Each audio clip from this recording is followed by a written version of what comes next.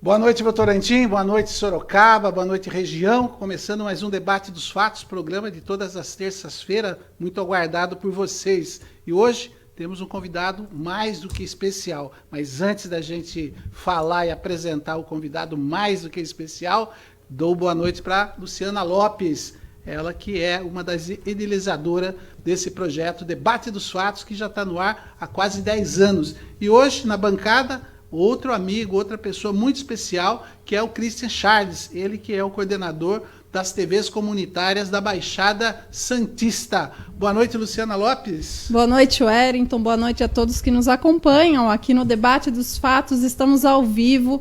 Hoje é dia 24 de agosto, agora são 8 horas e 34 minutos da noite e hoje, além da apresentação aqui na TV Votorantim, estamos ao vivo também nas cidades de Piedade e Tatuí, pela TV Votorantim, na TV Nova Itu, em Itu, TV Nova Porto, em Porto Feliz, na Baixada Santista TV, que é nas cidades de Peruíbe, Itanhaém e Mongaguá. Esse programa também é transmitido e retransmitido pela TV Cidade Jardim de Tietê, TV Metrópole de Ourinhos e pela TV Comunitária de Brasília, no Distrito Federal. A todos eu saúdo, agradeço aí pela audiência, né? Como o Wellington já adiantou, hoje, nesse programa apresentação, temos também aí a parceria com Christian Charles, ele que é da BSTV, a Baixada Santista TV, direto de Peruíbe, a quem eu agradeço também por ter aceitado o nosso convite de dividir conosco esta bancada. E temos hoje um convidado muito especial, né, Vamos Wellington? dar uma boa noite para o Cris primeiro? Vamos dar uma boa noite para o Cris. Christian, satisfação, que prazer ter você aqui com a gente, parceiro, companheiro. Ela falou só que você coordena as TVs da Baixada Santista e não falou o seu lado político. Você é o vice-presidente da ACESP, que é a Associação Paulista das TVs Comunitárias. Então, obrigado por você estar aqui com a gente mais uma vez, Christian. Muito obrigado, Wellington. Obrigado, Luciana. Eu me sinto honrado em fazer parte dessa bancada, poder ajudar a valorar o debate público, né? Tanto no que concerne o nosso Estado, como também o nosso país, né? É importantíssimo esse momento de discussão pública, esse momento em que o país passa por uma verdadeira situação grave, né, por assim dizer, batendo aí quase 600 mil mortos, uma pandemia aparentemente sem o mínimo de controle por parte do governo federal, por parte dos nossos governantes, enfim. Agora é a hora de debater nossa região, nosso estado, nosso país e buscar disso algum aprendizado, né? Eu fico muito contente de fazer parte aqui dessa bancada, de poder participar desse debate com tão importantes nomes aí da comunicação e também do setor público em nosso país. Muito obrigado. Com você, Luciana. Hoje nós, como eu tinha adiantado, né, temos um convidado especial. Eu vou fazer aqui uma breve leitura do currículo, mas eu já repito, é uma breve leitura, porque realmente o currículo é muito extenso, né?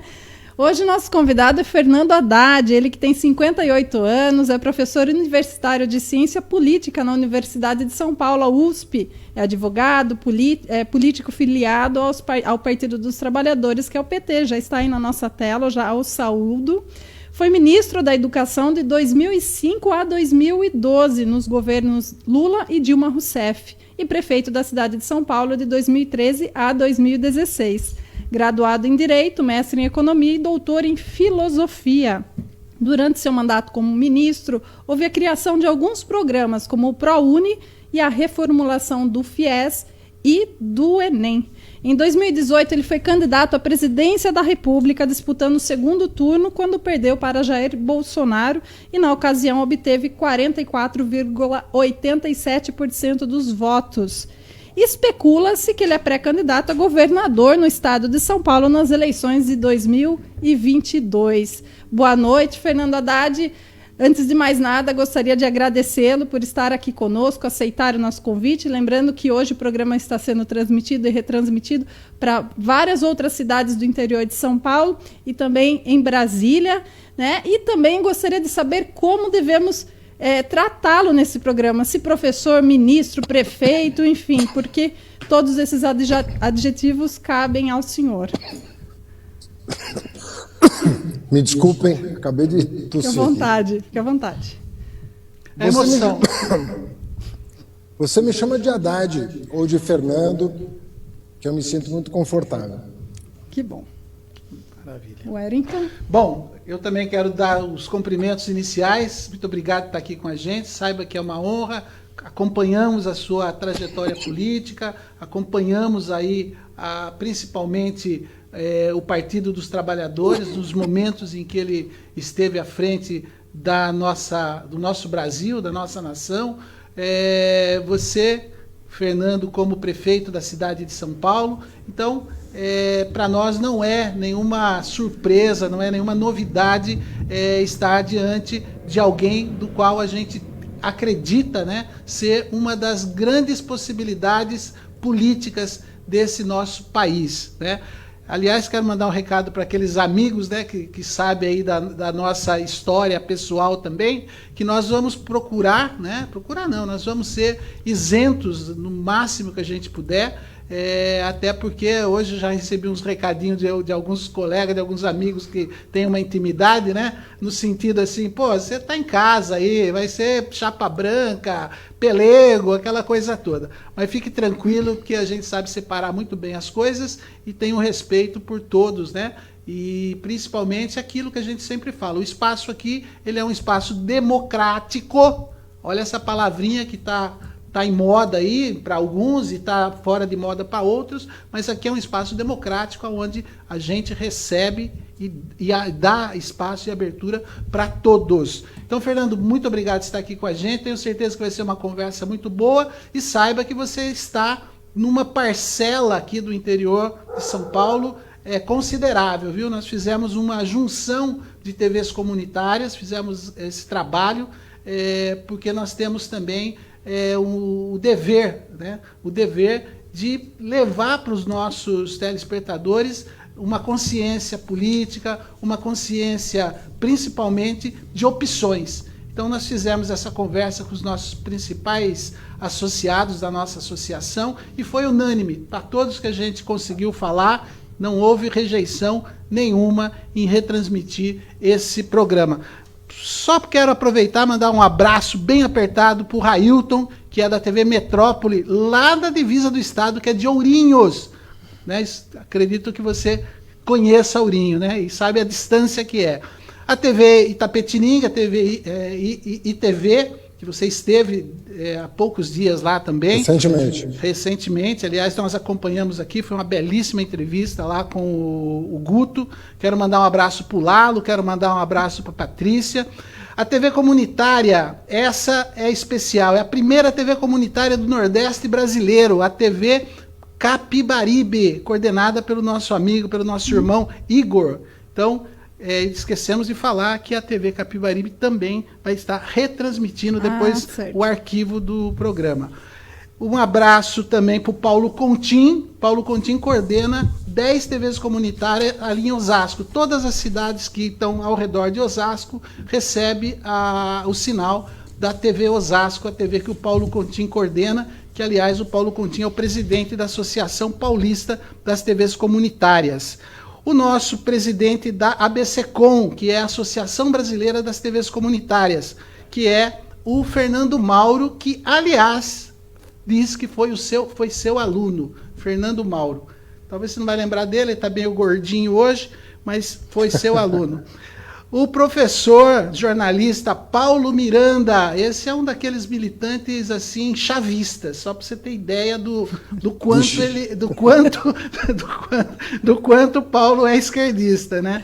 É o Paulo Miranda, ele que coordena a TV comunitária do Distrito Federal, a TV lá de Brasília. E temos também esse parceiro recente nosso, não é de TV, mas é de um jornal aqui de uma cidade próxima de Votorantim, próxima de Sorocaba, que é o David Araújo, ele que é repórter, é o diretor do jornal Tapiraí Notícias. E a professora Amabile Brugnato, ela que é diretora da TV Nova Porto e da TV Nova Itu. Então, antes de começar, um abraço para todos vocês, muitíssimo obrigado, e tenho certeza que o telespectador de cada uma dessas TV vai estar acompanhando essa conversa, esse bate-papo, que é, sem dúvida, nós temos que entender que é um momento em que a gente está colocando à disposição novas ideias, novos pensamentos para os nossos telespectadores, tá bom? E por falar em saudação, Wellington, nós temos uma saudação aqui que foi gravada em vídeo do presidente do diretório do PT de Votorantim. Já podemos também exibir. Vamos lá. O Márcio Malaquias deixou uma mensagem para o senhor Fernando Haddad. Vamos assistir. Boa noite. Saudações aos entrevistadores, Wellington Kermes, Luciana Lopes, Kristen Charles, o nosso convidado especial desta live, o professor Fernando Haddad, e telespectadores que nos acompanham pela TVV Votorantim e demais redes sociais. Sou Márcio Malaquias, presidente do PT do município de Votorantim, contador e professor. Dirijo ao professor Fernando Haddad. Sei que temos muito que falar de retrocesso nesses últimos 5 anos. Inclusive, no próximo dia 31, podemos reforçar o momento em que o povo foi esquecido e a vontade das elites políticas prevaleceram. E hoje temos a gasolina ao valor estratosférico, a mesa do trabalhador cada vez mais escassa, sem poder comprar a carne para reforçar o cardápio da sua família, entre tantas atrocidades. E ainda temos que ouvir, entre tantas declarações, a do atual ministro da Educação, Milton Ribeiro, em especial nesses últimos dias, que os alunos com deficiência atrapalham o desenvolvimento da turma.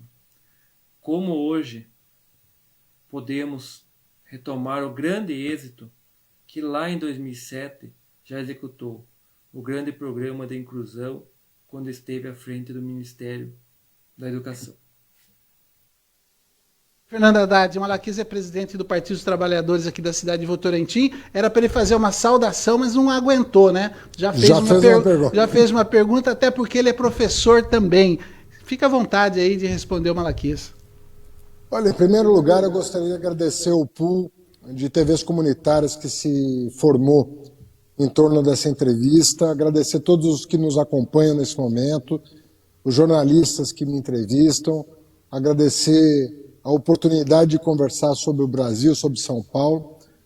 E respondendo ao Malaquias, eu diria que eu fiquei muito triste com o que aconteceu essa semana, porque a gente espera muita coisa desse governo, mas às vezes ele passa assim daquilo que é intolerável, que é se referir a crianças com deficiência da maneira como o ministro da Educação do Bolsonaro se referiu.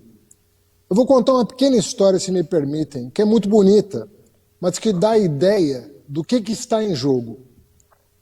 Quando eu era ministro da Educação, nós resolvemos fazer um censo por nome por nome, de cada uma das 50 milhões de crianças e adolescentes que frequentavam a escola. Nome do pai, nome da mãe, nome da criança, o ano em que estava matriculada, que escola, tudo. O que nós fizemos com esse cadastro? Nós cruzamos o cadastro da ciência assistência social, que paga o BPC. Vou explicar o que é o BPC. É o benefício de prestação continuada que toda criança de baixa renda com deficiência tem direito a um salário mínimo por mês. e nós descobrimos 550 mil crianças com deficiência que não frequentavam a escola. O que nós fizemos? Nós fomos à casa de cada uma dessas famílias explicar para os pais que a frequência à escola não ia rescindir o benefício. A criança devia estar na escola e ela continuaria gozando do benefício porque era uma criança com deficiência de baixa renda. Isso que o Malaquias me pergunta é porque nós, dessas 550 mil crianças, conseguimos matricular 400 mil. 400 mil crianças cegas, surdas, cadeirantes, com síndrome de Down, foram buscadas em casa para ter um direito à vida, para ter o direito a amigos, para ter direito a um professor, para ter direito a se integrar à comunidade, para ter o direito de ter a sua família respeitada. E agora vem o ministro, 15 anos passados, 14 anos depois, dizer que as crianças atrapalham. O que ele gostaria? Que as crianças voltassem a ficar segregadas, ou em escolas especiais, ou nas suas próprias casas? Porque não é toda cidade que tem a PAI. E aí, faz o que com a criança? Tranca num quarto? Esse ministro não tem ideia do que ele fez ao falar uma atrocidade dessa. É isso que eu... Agora, não haverá retrocesso. Isso eu posso garantir. Porque a Defensoria Pública vai entrar com ação, porque os pais vão exigir o seu direito constitucional, porque os mestres vão se manifestar contra a exclusão dessas crianças e vão dizer para ele que quem atrapalha é ele. É assim que eu vejo as coisas.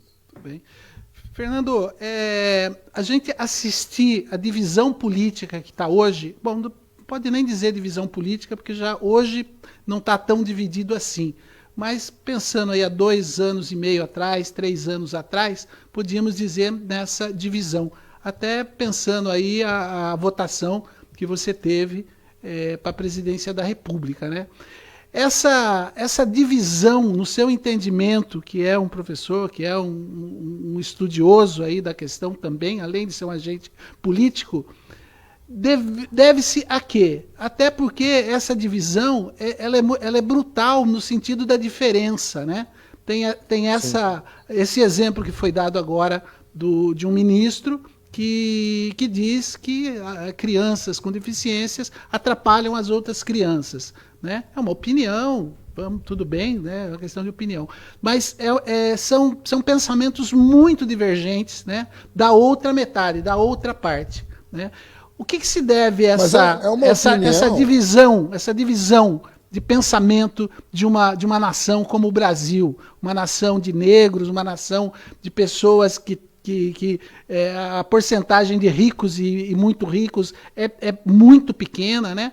Então, no sentido geral, nós somos muito iguais, mas tem uma divisão aí de 50% que mostra que a gente é muito diferente. A que se deve isso? Há quem diga que a culpa é do próprio PT, que o próprio PT criou certas figuras, criou certas situações, enfim. Eu começo a minha participação fazendo esse questionamento para você. Olha, primeiro, o que o Bolsonaro está fazendo aí? É um lugar que ele não poderia ocupar nunca, num país minimamente civilizado. O que aconteceu com o Brasil? Bom, em primeiro lugar, lembrar que em 2018, os 3 candidatos do PSDB que foram ao segundo turno concorrer a governos estaduais, Dória e Eduardo Leite, inclusive, declararam voto no Bolsonaro. E 3 dos 4 candidatos que foram ao segundo turno pelo PDT, né, também declararam voto no Bolsonaro. Portanto, essa turma toda, Ciro, Dória, Eduardo Leite, né, que hoje tentam se distanciar do bolsonarismo, né, tiveram os seus candidatos a governador declarando voto e fazendo campanha para o Bolsonaro. Quem estava sozinho rodando o país, defendendo a democracia, né, com os meus companheiros de partido, né, incluindo aí o PCdoB, boa parte do PSB, não eram esses personagens que hoje tentam se distanciar artificialmente do bolsonarismo. O que aconteceu com o Brasil, portanto? Uma onda de antipolítica. Ninguém prestava mais. Nenhum político presta. E aí o que acontece? O que menos presta e que passou 28 anos desviando dinheiro público do gabinete dele e dos filhos, chega à presidência da República. E agora, escândalo atrás de escândalo na compra de vacina, que atrasou 4 meses porque não chegaram ao preço que o governo exigia de $1 de propina por vacina. E agora as pessoas morrendo porque esse governo não fez nada contra a pandemia. Nem antes da vacina e nem depois. Chegaram ao requinte de cortar o auxílio emergencial e gerar a segunda onda, que matou mais brasileiros do que a primeira onda. Para fazer economia burra. Levou mais quase 400 mil brasileiros esse ano, contra 200 do ano passado. Então é isso que está acontecendo. Quando você, em vez de você separar o joio do trigo, eles misturaram o joio com o trigo. E aí sobrou para o joio. O joio é que chegou no poder. Então você não pode você não pode brincar com a justiça. Olha, vamos supor que na emissora de vocês tenha uma pessoa cometendo delito. Você vai fechar a emissora? Não é melhor tirar o elemento, afastar o elemento que está comprometendo o trabalho de vocês? Isso vale para uma emissora, vale para um partido, vale para uma igreja. Você vai fechar uma igreja porque um padre resolveu se desviar do caminho justo? Você afasta o padre, mas não fecha a igreja. O que a Lava Jato resolveu era fechar a igreja, fechar tudo, para eles aparecerem, ele e o Moro, né, sobretudo, como heróis nacionais. Como o Moro não conseguiu se candidatar na eleição de 2018, ele apoiou o Bolsonaro, para ele ser o sucessor do próprio Bolsonaro. Agora foram desmascarados. Agora estão desmascarados. E o Moro ainda de olho no Supremo. Ou na presidência. Não se sabe, né? Luciana? Eu gostaria agora de convidar o Kristen Charles, jornalista, para fazer a próxima pergunta aí para o nosso convidado. Cris? Oi, Luciana.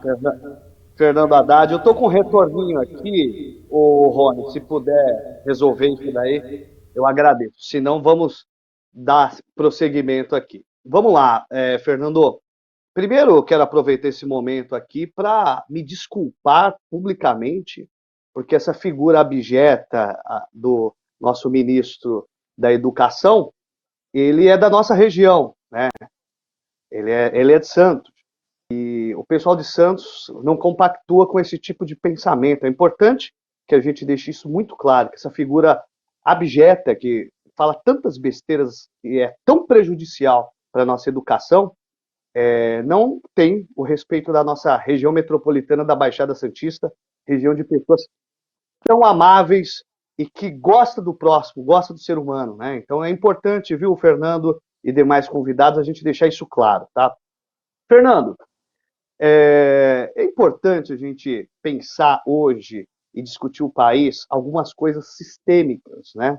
Que resultaram no que nós temos hoje, que é um governo responsável, claramente, por essa tragédia que foi a condução da pandemia da Covid-19, que resultou na morte de quase 600 mil brasileiros, ou seja, isso não é brincadeira, nós estamos falando de muitas pessoas que morreram por conta dessa ingerência, dessa incapacidade de se gerir uma pandemia, inclusive brincando em diversos momentos. Ele não se importou, ele normatizou o absurdo, ele normatizou que as pessoas morram.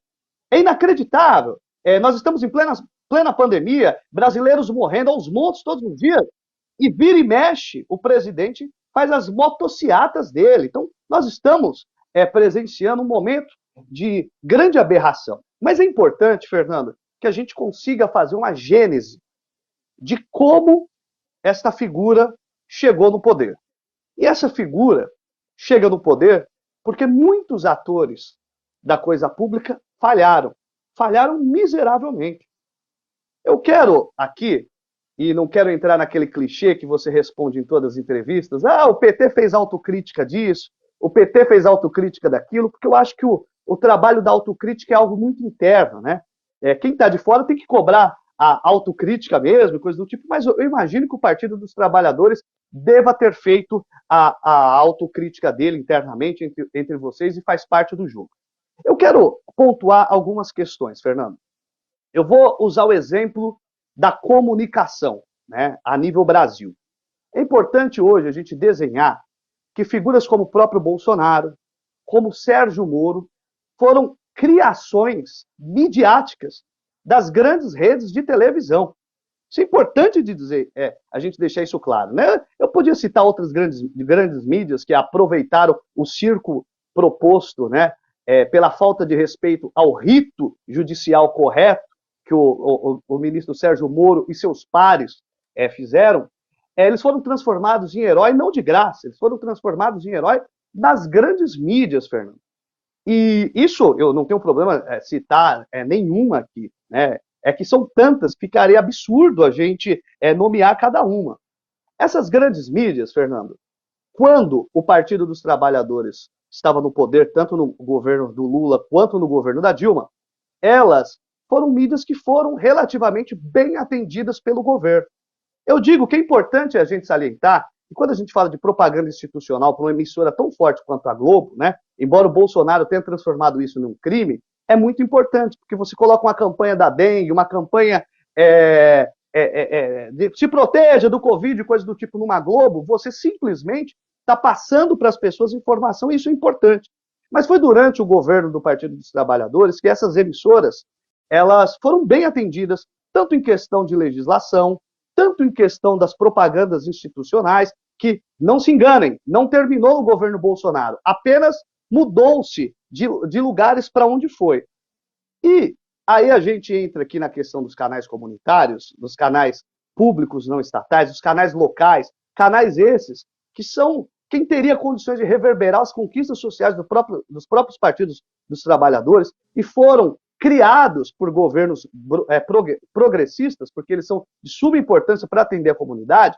Nós ficamos a ver navio por muitos anos, sem nenhum apoio público, por parte de um governo progressista, que seria o sonho, né, de todo o canal comunitário, de ter um governo progressista que a gente pudesse dialogar, que a gente pudesse reverberar aqui embaixo as demandas, e nós fomos praticamente ignorados, né, enquanto as grandes emissoras elas se tornaram, de certa forma, parceiras do governo, estando presente e lembrando, sempre ajudando a construir figuras, como Sérgio Moro, como Jair Bolsonaro. A gente não pode esquecer que o próprio CQC cansou de dar pautas para o Jair Bolsonaro. Hoje o Brasil continua vendo o governo atual em canais.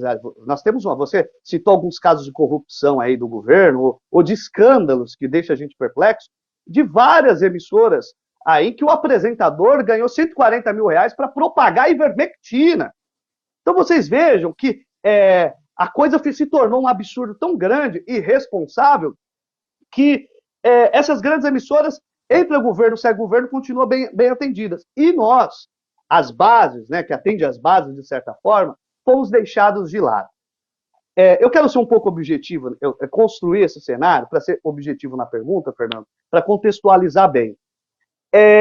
Hoje nós vemos a situação que essa campanha criou o antipetismo e essa antipolítica que foi tão danosa para o nosso país, tão danosa mesmo, que resultou na morte de conhecidos nossos. E a pergunta que eu gostaria de fazer, Fernando, hoje, esse ponto é importante salientar. O PT, lá atrás, logo no começo do governo, o PT ele tinha se posicionado por uma regulamentação da mídia, que nada mais era que descentralizar o poder das grandes mídias apenas na mão das grandes emissoras e das grandes redes. O PT teve dificuldade de comunicar isso. O Bolsonaro, hoje, ele consegue a proeza de comunicar pior a proposta dele. A proposta dele é simplesmente extirpar a Globo. Ele já deixou claro que a vontade dele é sequer renovar a concessão. Então a pergunta que eu faço, Fernando, hoje o PT faz uma autocrítica interna de que a forma que se conduziu este processo de comunicação do governo e do próprio partido resultou no que nós temos hoje? Só um minutinho. Agradeço ao Cris pela pergunta. Vou aproveitar, Cris. Pergunta não, aula, né? Ele deu uma aula. A pergunta objetiva do Christian Charlie. Eu vou aproveitar que, nesse mesmo contexto, alguns colegas nos encaminharam perguntas que nós vamos colocar aqui no decorrer do programa, mas 3 deles também têm a ver com esse assunto que o Christian abordou. Temos o Paulo Miranda, da TV Comunitária de Brasília, o Railton, da TV Metrópole de Ourinhos, e o Paulo Contim, que é da TV Osasco, RGO, que reúne 9 cidades da Grande São Paulo, ele que também é presidente da CESP.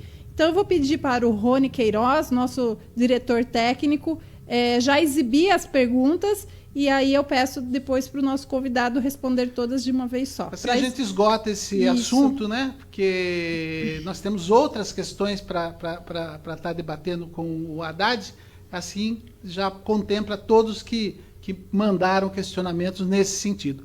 Vamos soltar então as outras perguntas, daí soma com a do Cris. Olá pessoal, sou Paulo Contim, estou no movimento das TVs comunitárias há quase 20 anos, já fui presidente e sou dirigente ainda da TV Osasco, aqui da Grande São Paulo, e da RGO, que reúne 9 cidades, aqui 9 TVs comunitárias aqui da região. Participo também da Com Brasil, do Instituto Com Brasil e da Associação dos Canais Comunitários Brasileiros. E atualmente presido a CESP, que tem aí nos seus componentes 70 canais comunitários. Quero fazer uma pergunta ao ministro, ao prefeito Fernando Haddad, por que as TVs comunitárias nunca tiveram a valorização devida, posto que nós somos o retrato de uma sociedade. Nós somos pluripartidários e somos laicos. Então, eu gostaria de saber do ministro qual é a razão disso acontecer, neste governo e nos governos passados também. Um grande abraço a todos, um grande abraço ao meu vice-presidente, o Wellington Kermes.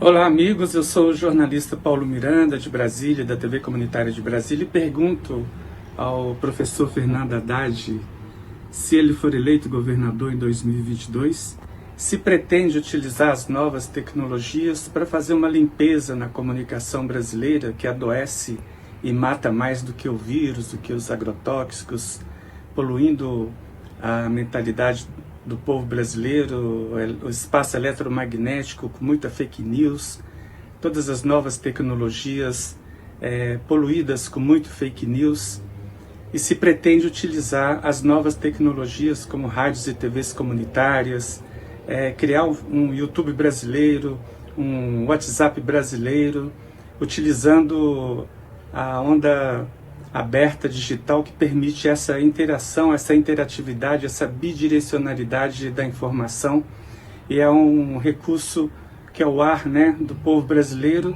e monopólio de poucos donos de mídias e de donos de novas tecnologias. Vem aí 5G, 6G, mas já nascem com novos donos, com os velhos donos, e a gente vai sempre ficando de fora da utilização desses nossos recursos. Esta é a minha pergunta. Olá, Kristen. Olá, Wellington. Olá, Fernando Haddad. Aqui é Railton, diretor da TV Metrópole, canal comunitário de Ourinhos, e o meu questionamento é o seguinte.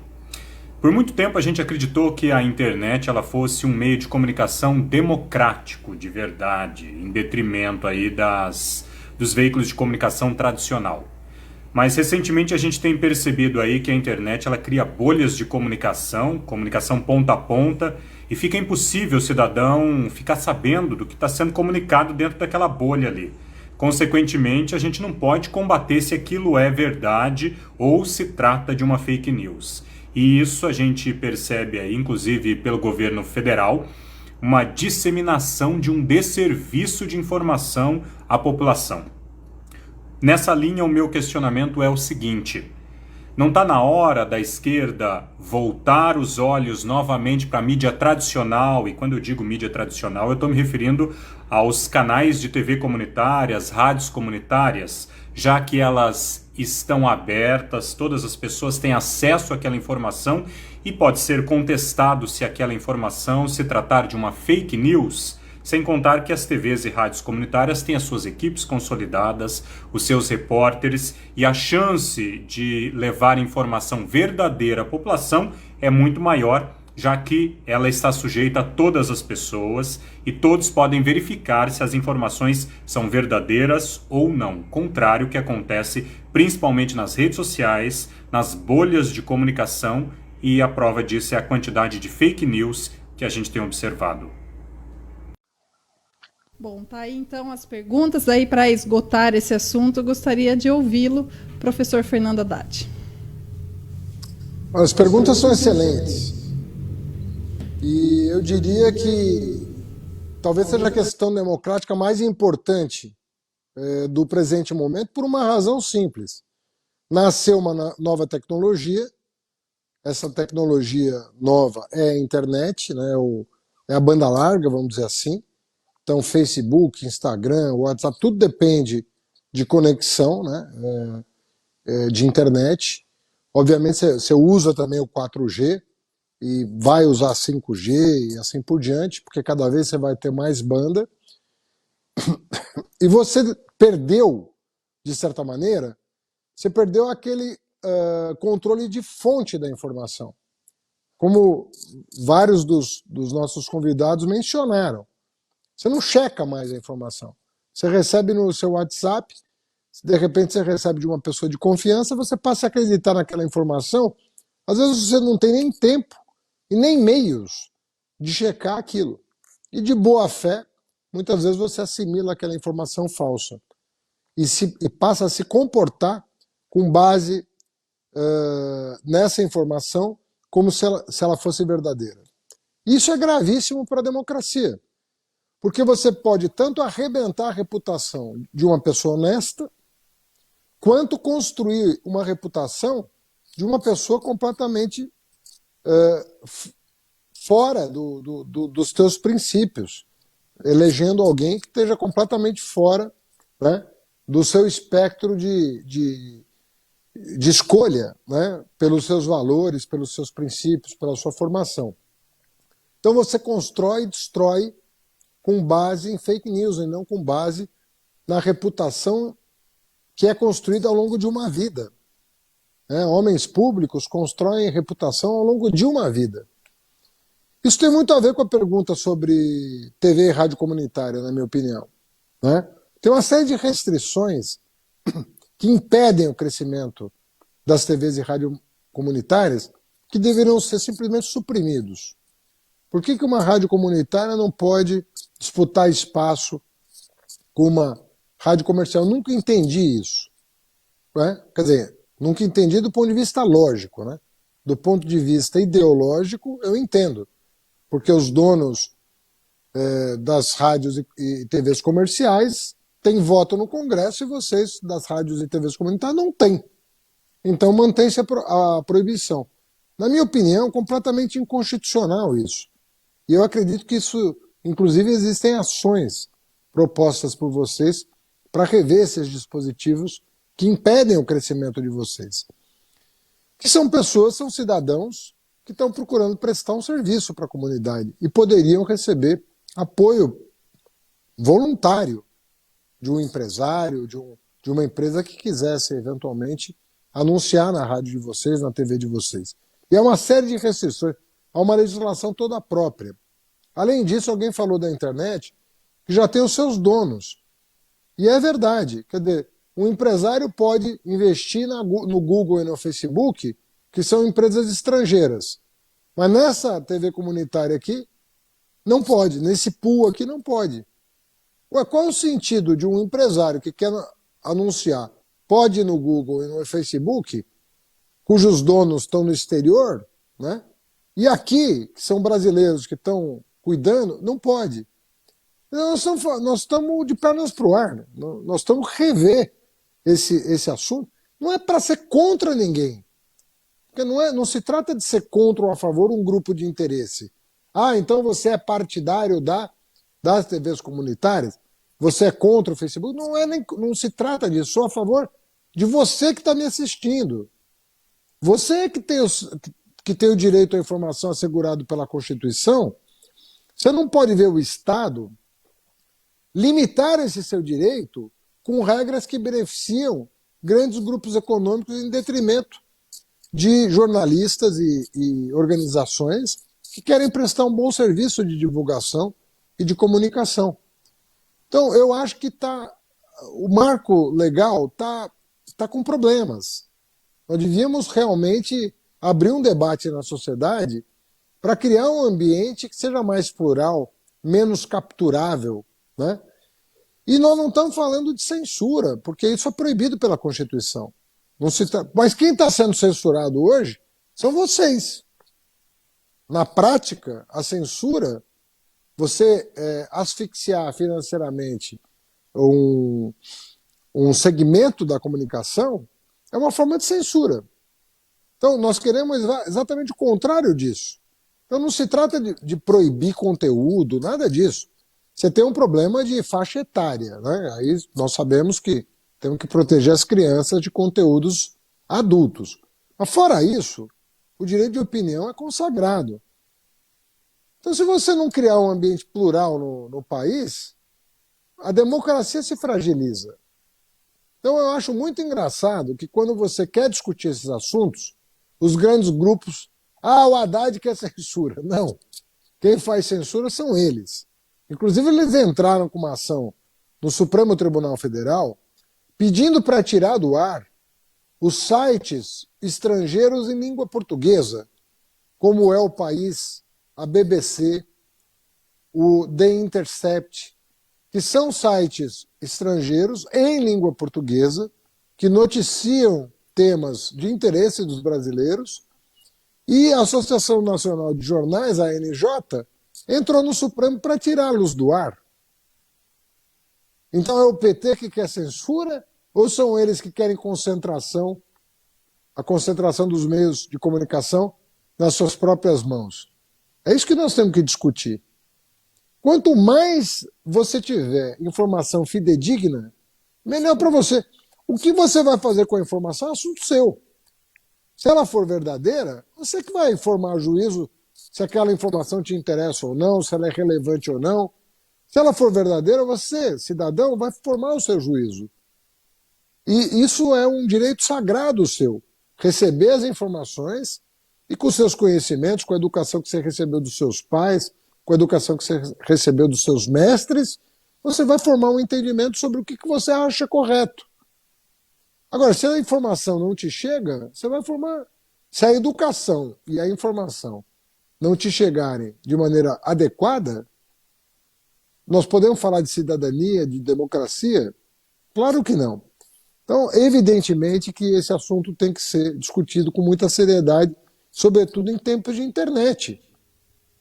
Que você recebe no teu celular os maiores absurdos e às vezes não tem nem condição de saber se aquilo é real ou não. Muito bem, obrigada pela resposta. Agora o Wellington tem uma pergunta também. Era para encerrar esse assunto, mas, Fernando, quase 16 anos de governo petista, né? Governo Lula, governo Dilma. Esse debate, esse assunto não deu tempo suficiente para ser debatido, para ser tratado. O que faltou? Eu acho que faltou correlação de forças para mandar para o Congresso com chance de aprovação. Conforme eu te disse, No Brasil, as concessões públicas, antes do PT, porque o PT não fez concessões públicas, antes do PT que foram feitas as concessões, o critério era político. Você pode pegar as famílias representadas no Congresso, todas têm vínculos com os grandes grupos de comunicação. Muitas famílias que estão lá. Né? Ou são proprietários de concessões, ou são próximos. Né? Mas alguém dizia, né? Quantidade de aparições que um político tem nas emissoras depende muito da sintonia com a ideologia que a emissora defende. Então, se eu sou do PT, eu não sou convidado para participar dos programas. Se eu sou do PSDB e aceito toda a cartilha do dono da emissora, ele me convida todo dia para falar no programa dele. E assim vai. O Bolsonaro nasceu muito disso. Ele falava muita besteira e tinha audiência, justamente pelas besteiras que falava. Mas aquilo também tinha uma sintonia com ele de alguns grupos de comunicação, que se revelaram depois protofascistas. São grupos fascistas que existiam no Brasil e que se revelaram com o Bolsonaro. Hoje você está discutindo o que no Brasil? Se vai ter 7 de setembro com gente armada na rua. Você vai celebrar a independência do Brasil ou você vai matar um compatriota? Por que você vai armado para o 7 de setembro? Qual é o sentido disso? Você vai celebrar o país, a independência do país. Aí quando você convoca, não, vamos armados para a rua, é gente querendo confusão. É gente querendo gente morta. Por que a confusão interessa? Porque não tem governo. Não tem governo. Quando tem governo, o governo não quer confusão. Um governo que governa não quer confusão. Agora, um governo que não governa quer distração. E aí nada vai alegrar mais o Bolsonaro do que uma confusão no 7 de setembro com vítimas. Nada pode deixar o Bolsonaro mais feliz do que isso. Percebe? Então, essa turma, essa que é a verdade. Essa turma, eles é que precisam fazer uma autocrítica do que eles levaram ao poder. Porque essa foi uma construção da mídia. Ou de onde saiu esse sujeito? 28 anos sem fazer nada? Vira um mito? Mito por obra de quem? 28 anos desviando dinheiro público. Compraram dezenas de imóveis subfaturados para lavar dinheiro. Quem é que criou o mito? Mito não se cria. Isso tudo foi a comunicação que criou. Né? Falando em poder da comunicação, vamos agora nos comunicar lá com o Nordeste brasileiro. O Igor Santos, ele que é do canal Capibaribe, mandou uma pergunta para o nosso convidado de hoje. Olá, amigos da TV Votorantim. Aqui é Igor Santos, do canal Capibaribe. Estamos aqui às margens do rio Capibaribe, o rio que corta a cidade de Recife e que dá nome ao nosso canal comunitário. É uma satisfação estar com vocês aqui participando desse debate e desse debate especial da TV Votorantim com o professor Fernando Haddad. E eu gostaria de perguntar ao professor Fernando Haddad o que é que ele acha dessas desigualdades regionais do Brasil. A gente sabe que é um problema que vem de décadas, mas eu gostaria de saber dele quais são as propostas do Partido dos Trabalhadores para minimizar essas desigualdades regionais. Bom, na verdade, eu assisti uma transformação do Nordeste como poucas vezes se viu em qualquer país do mundo. Eu acho que se tem um legado indiscutível, é o legado do PT no Nordeste. Tanto é que eu tive 70% dos votos na eleição de 2018. Né? Nós sabemos quantas universidades foram criadas no Nordeste, quantas escolas técnicas, a transposição, o programa de cisternas, o Luz para Todos, o Minha Casa Minha Vida, o Fundeb, o Piso Nacional do Magistério. Ou seja, foi um enxoval para o Nordeste que mudou a região. Agora, você não resgata 500 anos de história em 10. Foi feito um resgate que o generoso povo nordestino reconhece. e recebe o Lula agora, agora esses dias, recebe em êxtase, né, o presidente Lula pelo que ele fez pelo Nordeste. É um povo grato, é um povo extraordinário, né? Todos os estados têm suas especificidades, né? A gente fala de Nordeste muito e isso é típico do pessoal do Centro-Sul, né? Você não fala do baiano, do sergipano, do cearense, que ali cada estado tem uma especificidade, tem uma cultura, tem uma culinária, tem uma música. Tem gente que mistura Nordeste com Norte, não sabe que Pará tem... Pará é um país. É um país com tudo que um país tem. Você vai comer a comida do Pará, é uma. Você vai ouvir a dança do Pará, é uma. A Ilha de Marajó é uma. É tudo diferente. O Nordeste, o Norte e o Nordeste, eu diria, viveram uma revolução que deveria ser retomada.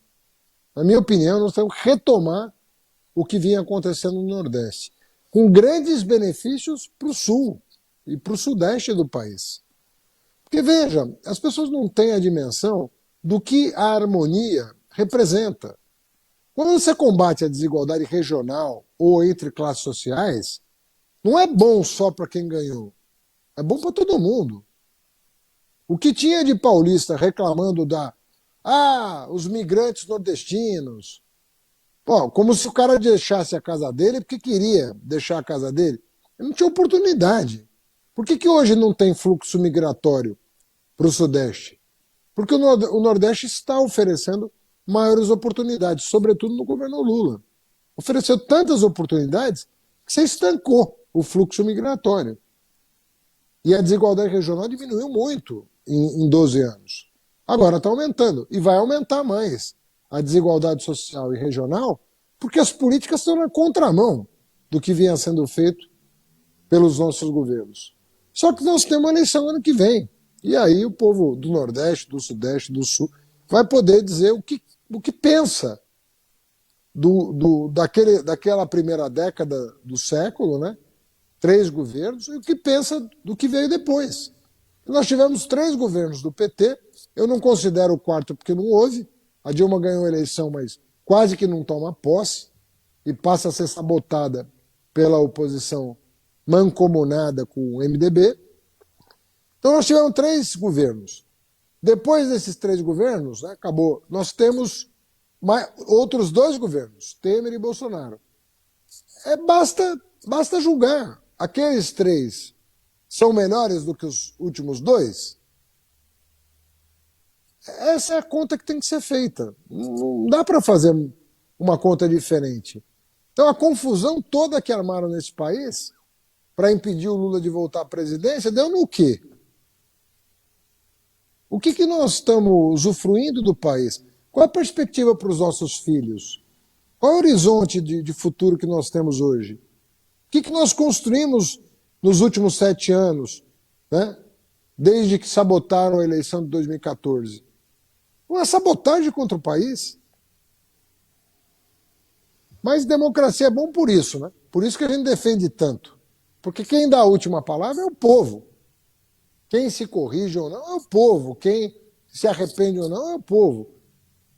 A gente, como político, como jornalista, como cidadão, leva argumentos para as pessoas. Mas quem vai julgar são os 140 milhões de eleitores. Qual é o rumo do país?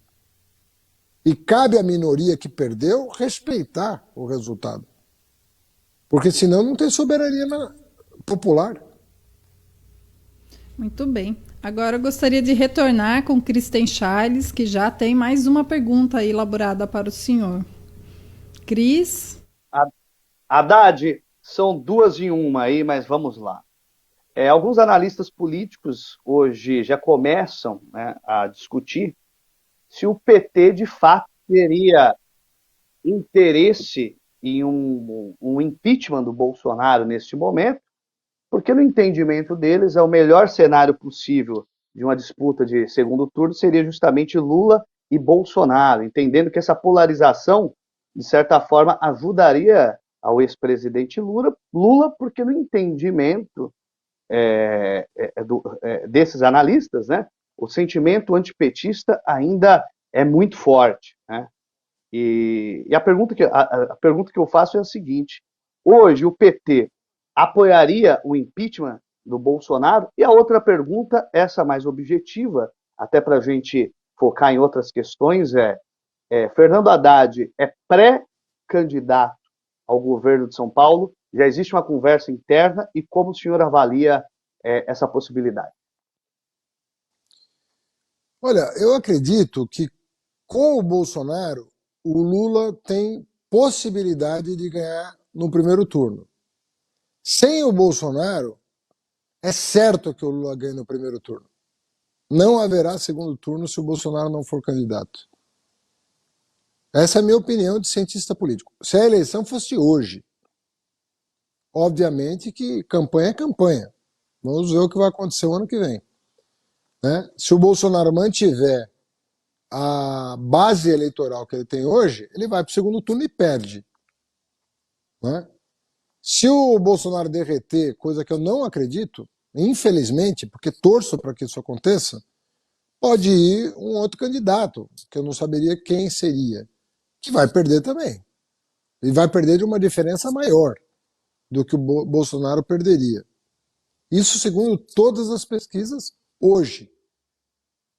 Mas eleição, como se diz, né, você só vê na apuração o resultado. Posso pegar uma parte disso? A gente entende, quando a gente analisa as pesquisas, evidentemente a pesquisa ela é uma fotografia do momento. Né? Ela não é... A gente não consegue imaginar lá na frente como que seria a situação. O senhor mesmo enfrentou o João Dória em São Paulo, que a primeira pesquisa colocava o João Dória com 1% e ele acabou chegando e vencendo o primeiro turno. Eu tinha 3% contra o Serra e ganhei a eleição. O senhor é um claro disso daí. Eu percebo, e aí eu repasso isso para o senhor, me parece que mesmo com todos os problemas que o governo Bolsonaro vem enfrentando, conseguir manter uma base, e uma base que grita, que se posiciona de um jeito muito efetivo.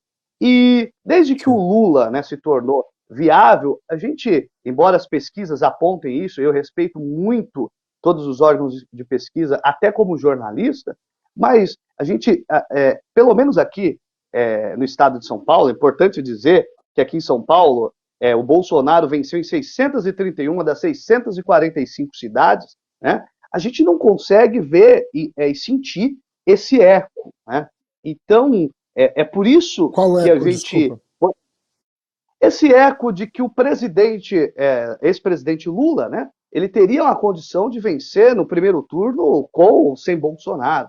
A gente não consegue sentir isso. Queria que o senhor fizesse uma radiografia, porque o senhor é de certa forma, um cientista político. Não é de certa forma, não. Eu sou cientista.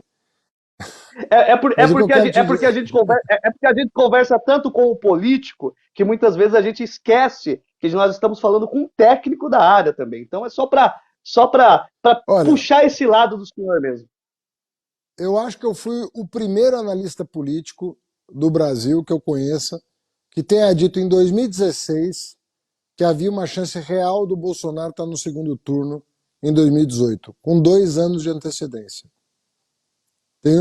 Foi manchete do maior jornal do estado de São Paulo, que é a Folha de São Paulo. Manchete do jornal.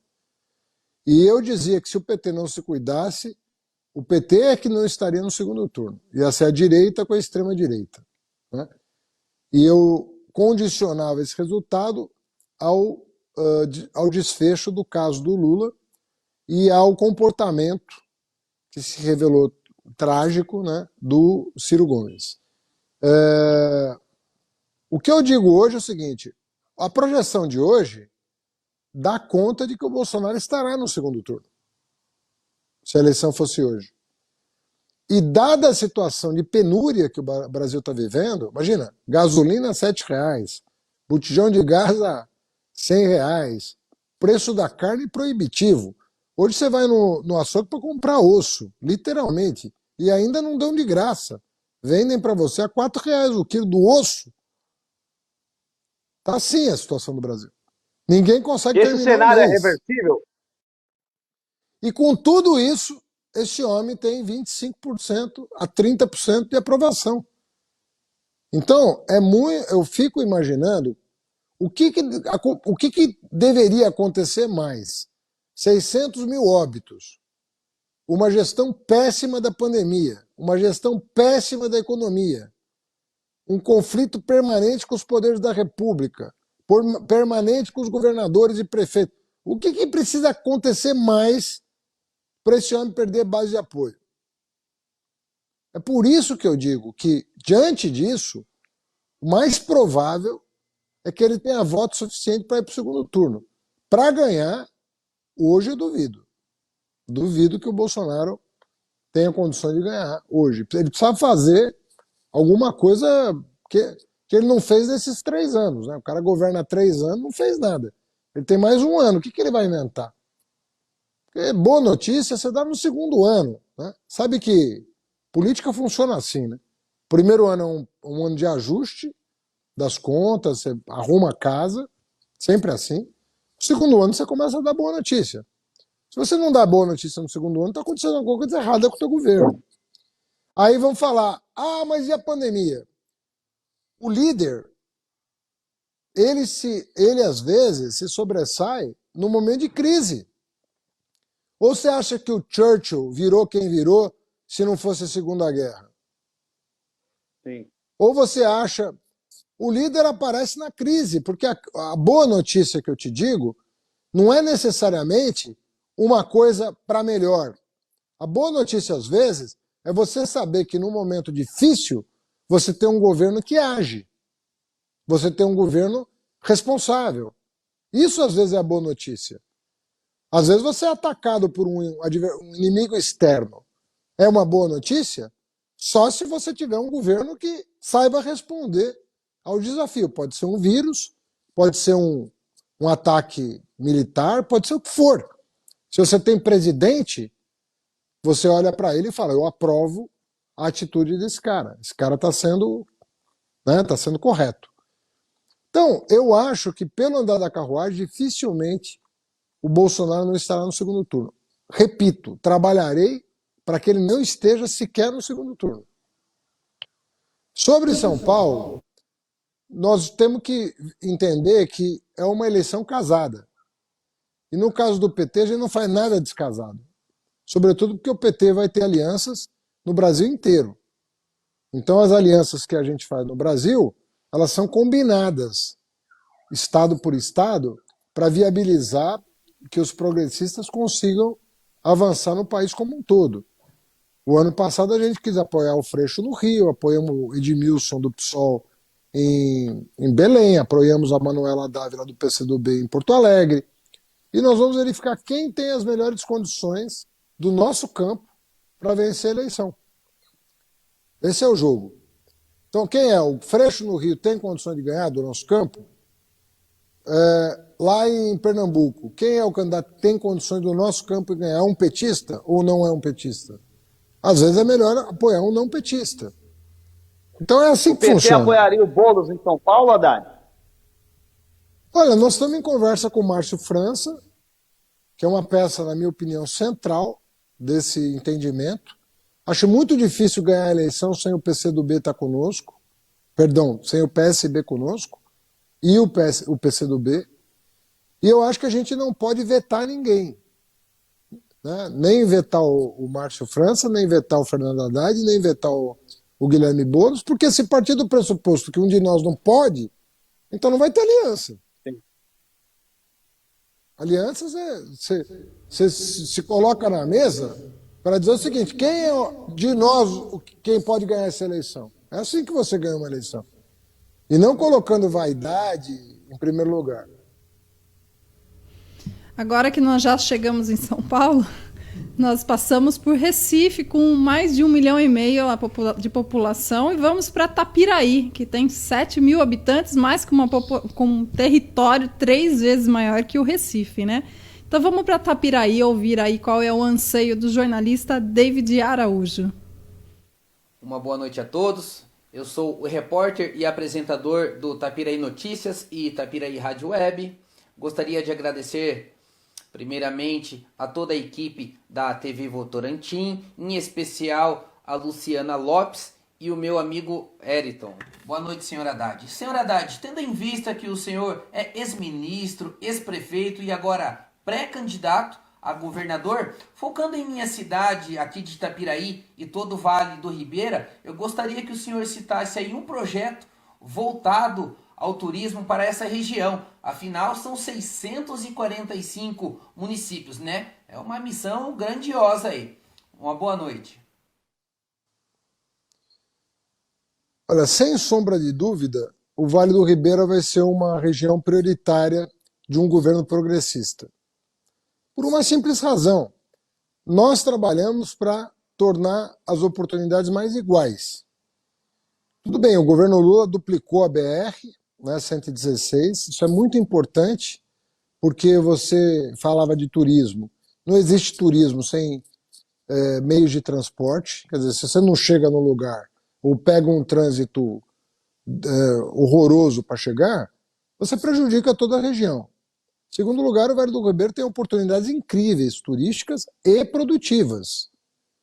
Eu te digo, como prefeito de São Paulo, comprei muito produto orgânico para a merenda escolar da região.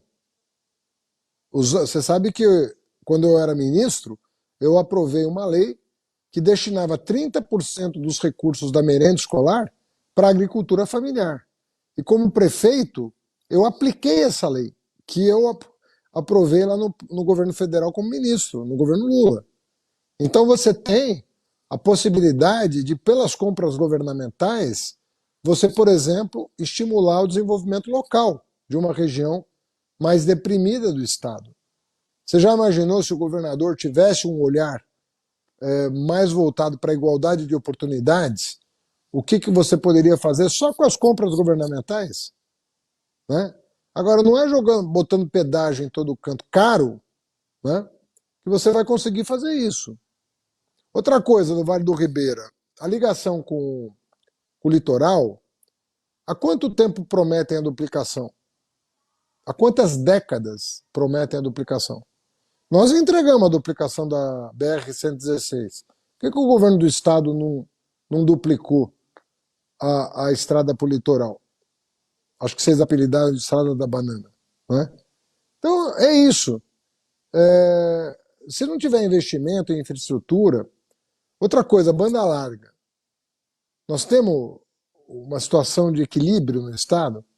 Não temos. Então, veja, se as pessoas não têm conectividade, se o pobre não tem conectividade, como está acontecendo agora com os alunos de escola pública, como é que na volta da pandemia você vai fazer uma recuperação dos alunos se você não usar o segundo turno para aulas de recuperação, para lições de casa? Se você acha que com a escola de tempo parcial você vai recuperar o prejuízo escolar de 2 anos de pandemia, é evidente que não. Você vai ter que investir. E o governo do estado não pode se comportar como se comporta. São Paulo é um país de renda alta, eu diria. Você está falando de São Paulo tem aí uma renda comparável à de países europeus, não os mais ricos, mas os países europeus de média renda. São Paulo tem uma renda semelhante. São Paulo tem uma renda comparável à do Chile. Né? Por que nós não podemos oferecer a qualidade de vida do Chile em São Paulo se nós temos a riqueza para isso? Mas ela está mal distribuída, não tem plano estratégico. O Vale do Ribeira lançaram agora um Vale do Futuro. O que saiu do papel? Eu pergunto, o que saiu do papel? Então, é isso, é tirar as coisas do papel. Tem muito trabalho aí para ser feito. Nós estamos estudando bonitinho aí o estado todo, vamos apresentar uma plataforma bonita para o estado de desenvolvimento. Eu não estou ouvindo. A estrada em que os viajantes contemplam as plantações de bananas, né, é a SP-79, importante ligação da região de Sorocaba com o litoral e com a região sul de São Paulo. Ela vem há pelo menos uma década aí, intransitável praticamente. Não é possível ali, está realmente bem complicada a situação. Eu creio que tenha sido Mas a dessa estrada que SP-79 não tem o apelido? Porque... Estrada da Banana? Porque os Sim, viajantes sim. a paisagem predominante dos viajantes nessa estrada. Bom, o Wellington tem alguma pergunta? Eu tenho ainda mais uma pergunta de Itapetininga, quer fazer De antes? Itapetininga? Não, é tudo estado de São Paulo, deixa eu fazer primeiro Tá. então. Fernando Haddad, o PSDB em 2022 vai estar completando 28 anos de governo no estado de São Paulo, né? Então, esse tempo todo fez com que esse governo do estado também criasse raízes com as políticas das cidades do interior. E essa política das cidades do interior, muitas das vezes, partidos progressistas, porque a rotina política de uma cidade de médio porte, pequeno porte, ela é diferente no termômetro em relação às questões nacionais ou às grandes metrópoles, né?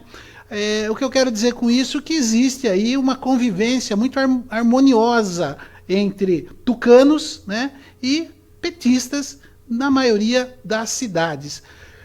Qual o trabalho que o Partido dos Trabalhadores pretende fazer, né, assim que tiver definido, assim que a legislação permitir, porque hoje o Haddad é um pré do pré, né, porque ainda tem convenção, tem várias situações aí ainda, mas tudo leva a crer que é o nome mais próximo dessa possibilidade de concorrer aí ao governo do estado. Qual o trabalho que o partido pretende fazer nessas 600 e tantas cidades aonde existe esse enraizamento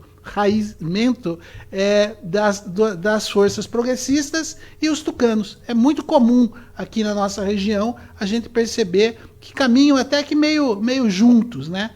Então eu acho que é uma situação que eu acredito que a coordenação estadual deve ter ciência disso.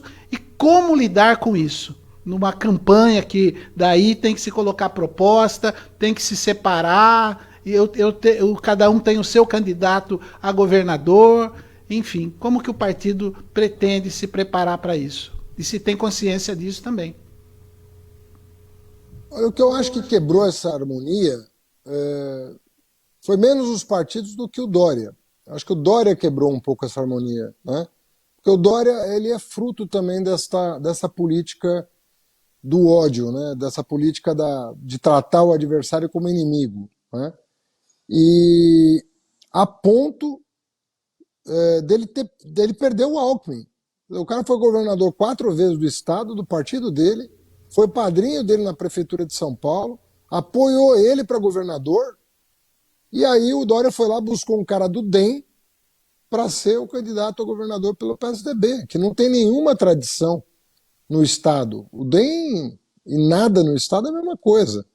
Mas ele fez questão de trazer um cara do DEM só para barrar as pretensões do Alckmin no estado e botar toda a máquina do estado, que é poderosa, a favor de uma pessoa obscura, que não tem uma contribuição nenhuma. Então, se nem o PSDB consegue se unir em torno de um projeto, você já imaginou o que está acontecendo na base? Agora, o PT, em muitas cidades, se dá muito bem com o PSDB. Eu mesmo como ministro da Educação, eu nunca tive voto contrário do PSDB a projetos do Ministério da Educação. E, olha, estou falando de projetos grandes, ProUni, Fundeb, criação dos institutos federais, expansão das universidades federais para o interior de São Paulo.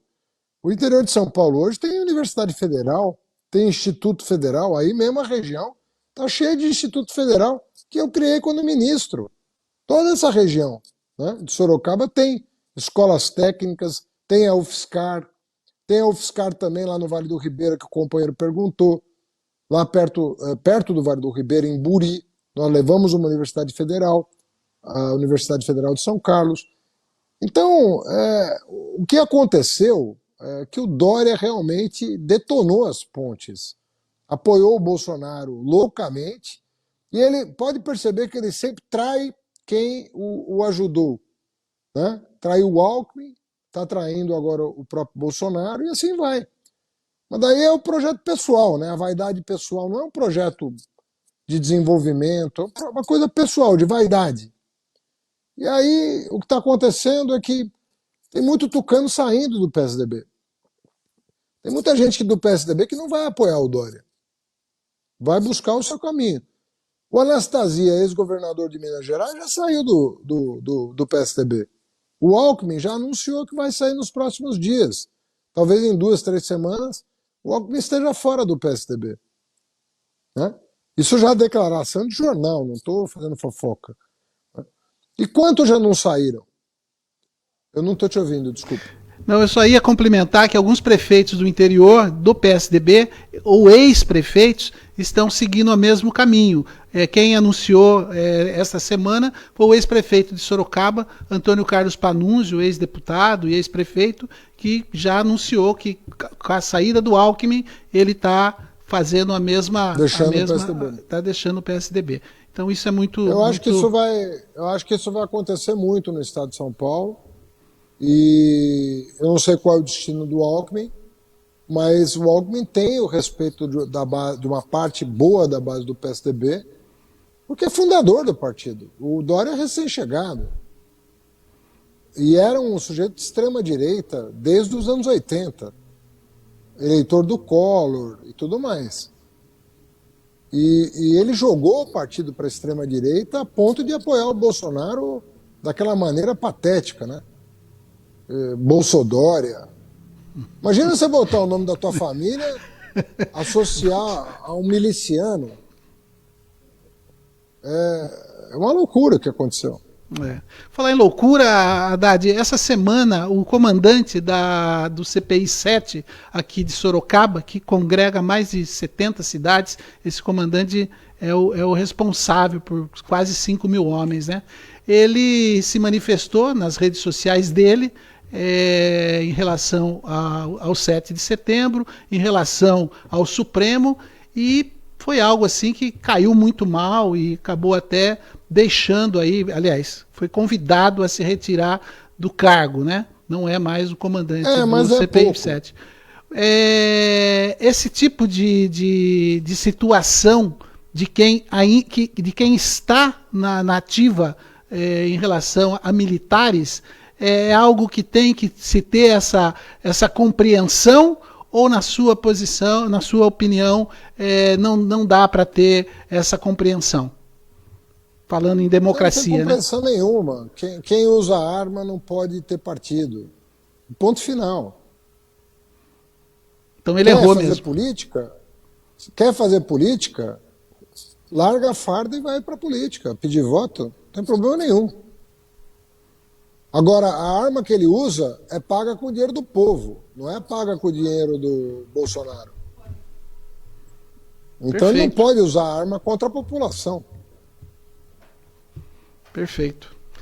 Aproveitando a deixa, o Kristen Charles também tem uma pergunta para o senhor, que ele está ansioso para fazer a pergunta. Vamos ouvir o Cris. Fernando Haddad. Mais uma vez eu estou com retorno aqui, mas a gente se acerta aqui. Fernando Haddad, você acabou de falar a respeito da duplicação dessa nossa estrada que liga o litoral de São Paulo, Vale do Ribeira, enfim, é algo extremamente importante. Não sei se você sabe, atualmente existe toda uma coordenação do governo do estado aqui na nossa região, inclusive dado como favas contadas, que para sair a duplicação estaria condicionado a um pedágio nesse trecho, né? Inclusive isso, nós da região já começamos a pensar que pode prejudicar o turismo de cidades como Peruíbe, né? E outras, inclusive outras cidades vizinhas, né? E você falou a respeito também, citou alguns temas interessantes como o valor do gás a nível Brasil, a gasolina e coisa do tipo. Quando a gente fala de gestão pública, eu fico muito preocupado com promessas de curto, médio e longo prazo, né? Então é bom a gente colocar em pratos limpos para que a gente entenda. Hoje o governo do estado de São Paulo condiciona uma duplicação a um pedágio. A pergunta isso existe reversão a longo prazo? Né? Esse tipo de tragédia social, existe reversão a longo prazo? E digo mais, Haddad, a nível Brasil, quando você diz desse cenário que realmente é caótico, dólar a quase R$6, gasolina R$7 em alguns postos, gás a 102, eu cheguei a pagar 102 há poucos dias. Isso, economicamente, em termos de política econômica, é reversível? Você consegue ver a médio prazo, pelo menos, se tivermos uma mudança de governo, seja o seu partido ou outro que chega ao poder, existe como reverter isso para o brasileiro hoje? A primeira parte da pergunta que eu queria abordar é a seguinte: tem estradas que comportam pedágio, tem estradas que não comportam pedágio. Agora, em qualquer caso, o pedágio tem que caber no bolso do sujeito. O problema do Estado de São Paulo é que ele não está preocupado com isso. Ele não está preocupado com o que a gente chama de modicidade tarifária. Ou seja, você tem que verificar, primeiro, a oportunidade e conveniência de pedagiar. Segundo, tem lugar que não cabe. Não adianta você querer botar que não vai caber. Você vai prejudicar o turismo interno no Estado de São Paulo. E o turismo interno no Estado de São Paulo, ele pode ser uma fonte extraordinária de desenvolvimento. Extraordinária. Agora, são barreiras, né? Cada pedágio é uma barreira que você põe para a pessoa se deslocar pelo Estado. E as regiões mais afastadas são as mais prejudicadas por uma razão óbvia. Você pedagia por quilômetro. Tá certo? Então, se eu vou daqui até o fim do Estado, lá na Alta Paulista, por quantos pedágios eu vou passar? 10, 20, 30, quantos? E qual o valor por pedágio? Aí faz a multiplicação, você fala, pô, não cabe no meu bolso, não tem condição. É assim que funciona tudo na vida, né? Então, se você não fizer um dimensionamento, o que eu vou ganhar duplicando a Estrada da Banana, a SP-079? O que eu vou ganhar com ela? Qual é a renda que vai gerar para o litoral sul do estado? Né? Outra coisa, eu hoje passei pela Raposo Tavares. Cara, quando eu voltei para São Paulo, é um trânsito que você não consegue nem entender. E depois os acessos são todos mal feitos, não tem. Você vê ali que não tem. Eu fui visitar o prefeito, né, lá de Cotia, e ele falava: olha, rapaz, é impressionante, mas não tem. Tem investimento, não flui, o negócio não flui. Falar em duplicar, nem pensar. Com pedágio, sem pedágio. É uma falta de planejamento, é muito tempo, entende? É muito tempo que eles tiveram. Quer dizer, não houve planejamento. O governo Dória, o que ele entregou do que ele prometeu? Falou, entregou o quê? Em São Paulo, capital, não entregou nada do que prometeu. Absolutamente nada. Você sabe quanto caiu o investimento na cidade de São Paulo depois que eu deixei de ser prefeito? 50%. Não é 10%, não, é 50%. O Dória investiu metade do que eu investi. E eu peguei a maior recessão da história. Eu peguei a recessão de 2015 e 2016. Eu investi 16 bilhões e ele investiu 8. Caiu a metade o investimento depois que ele ganhou lá. Antipetismo, ganhou a eleição. Fez o quê? Caiu 50% do investimento.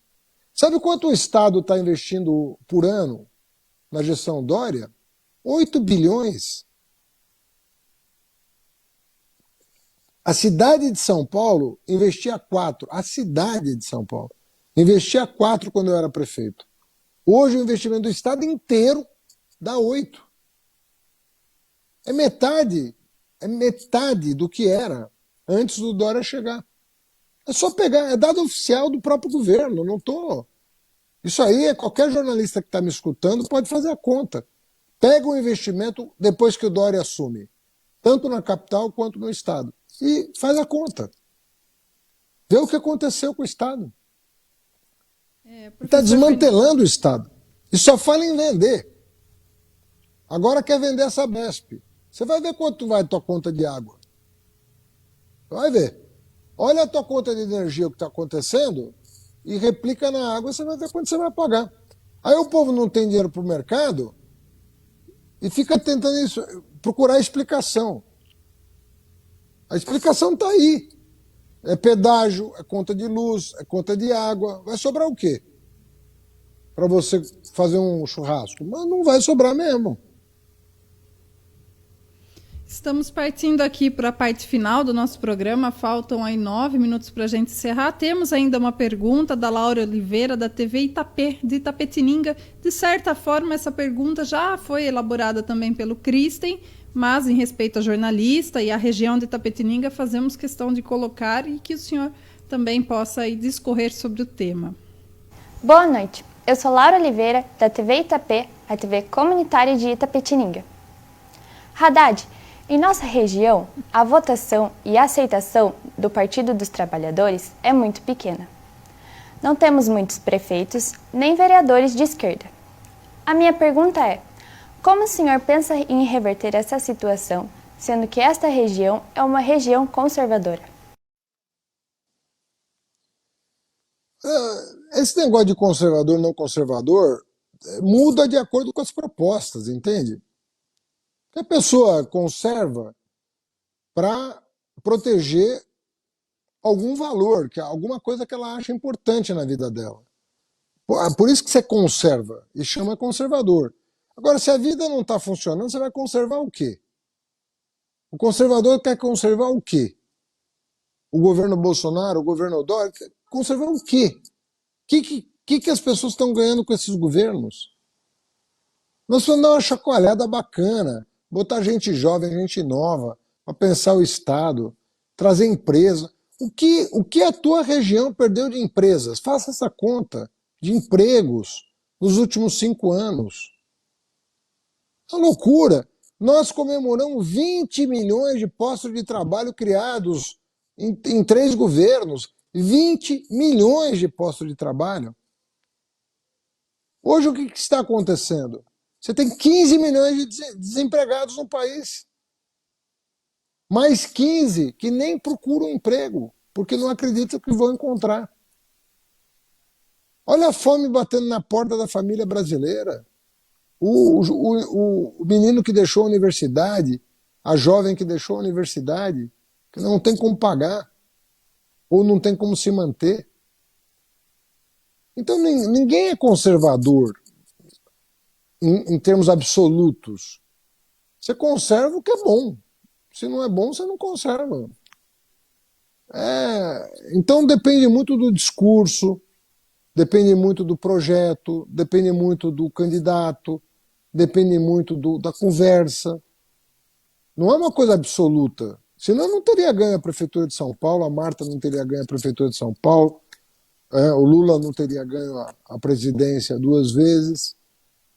Não seria possível um nordestino com 4º ano primário e diploma do Senai, de metalúrgico, ganhar a presidência da República.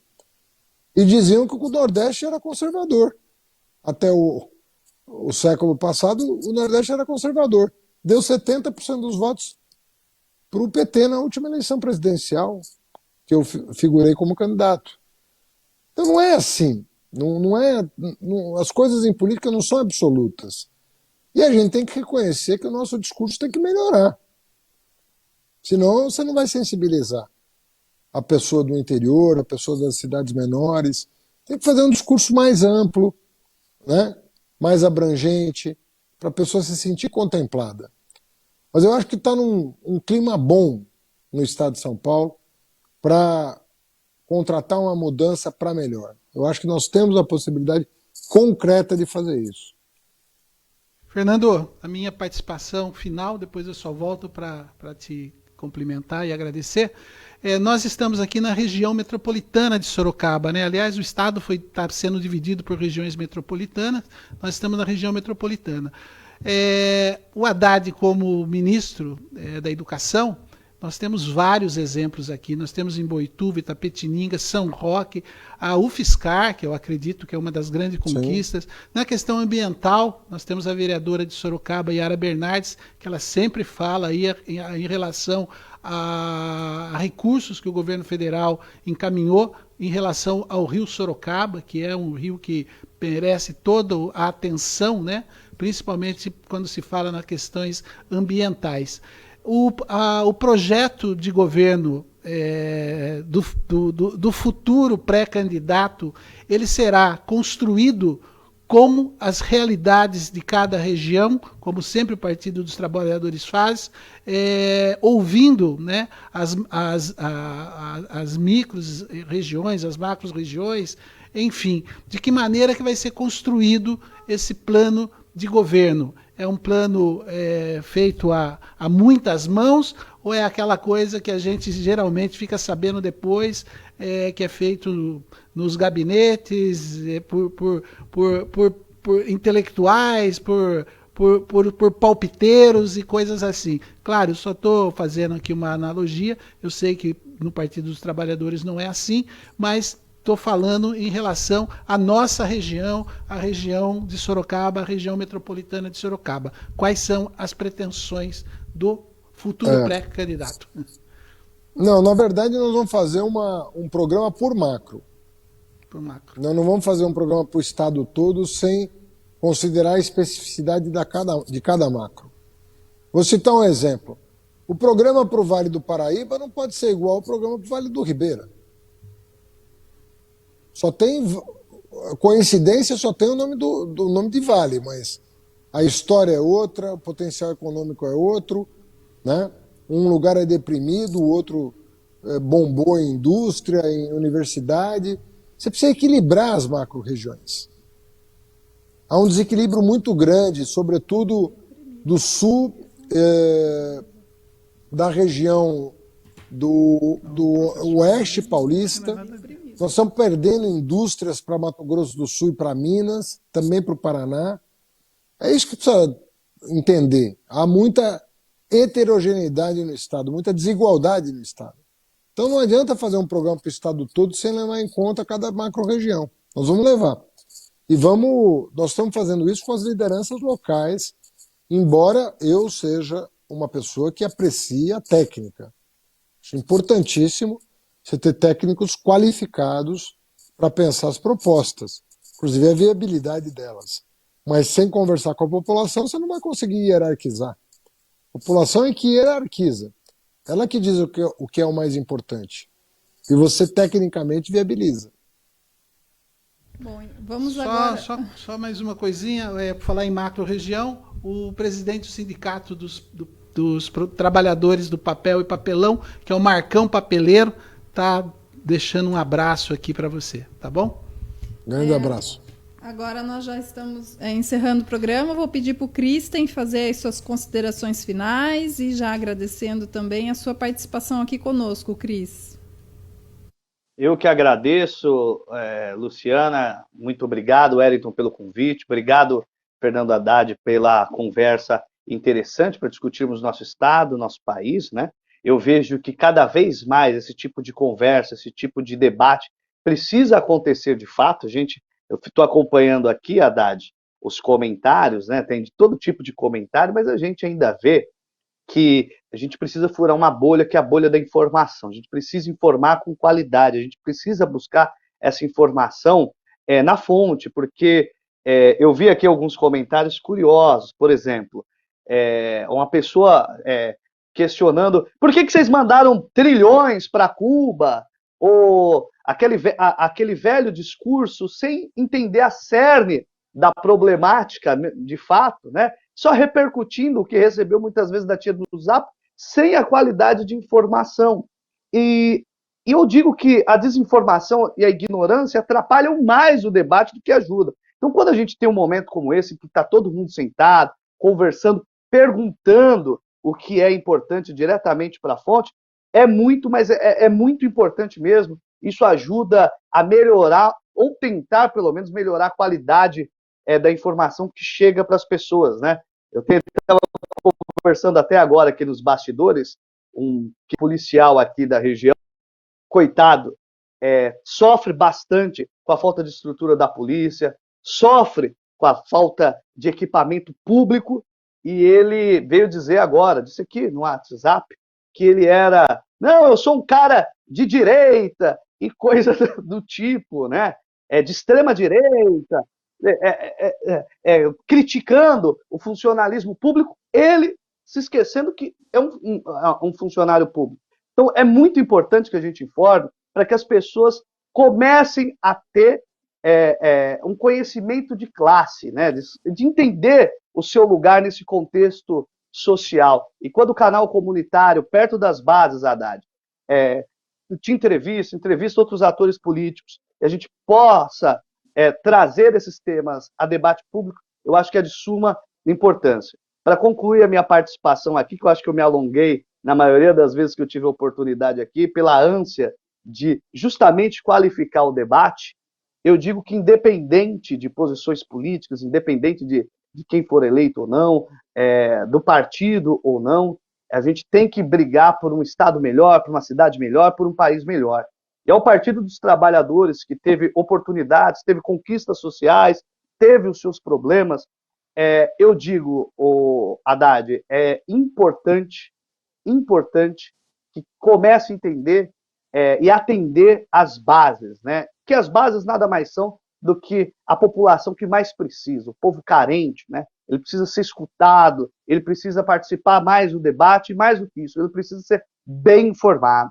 Então, a importância da mídia comunitária, a importância da democratização da informação é isso, da possibilidade para que todos, nesses tempos, muitas vezes de discussão até se é viável a democracia ou não, por aquelas pessoas que odeiam a democracia, porque a democracia, de alguma forma, assusta aquele que não tem capacidade de debate, eles precisam entender que a democracia nossa é forte e não é com ódio, não é com comentários raivosos que vão conseguir derrubar isso que muitas pessoas deram sangue para construir. Obrigado, Fernando Haddad, obrigado a todos da TV Votorantim, e me desculpe se eu me alonguei em alguns momentos.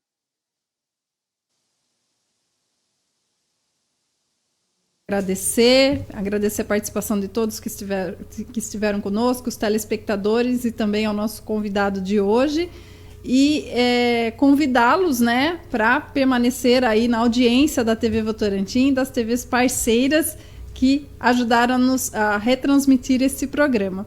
Wellington, mais uma vez, obrigado pela oportunidade de estar aqui, e obrigado ao Rony Queiroz, nosso diretor técnico, que possibilitou esse programa. Muito bem. Obrigado, Cris. Obrigado, Luciana Lopes. Quero agradecer também cada parceiro, cada companheiro aí das TVs comunitárias por esse pool, né?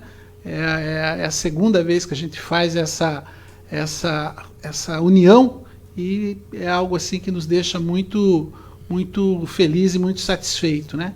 É assim que a gente gostaria de ver o nosso país também, né? Unidos por uma causa única. Fernando Haddad, muito obrigado pela sua participação, pela sua colocação, sempre muito elegante, sempre muito tranquilo, né, nas suas colocações.